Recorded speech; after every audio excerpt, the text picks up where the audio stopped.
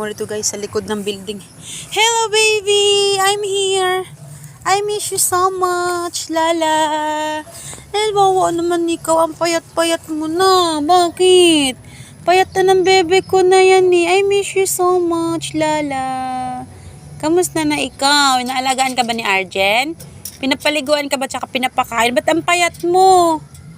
Ha, dumi-dumi mo na dyan, no? Puro pupo ka na. Wawa naman ikaw.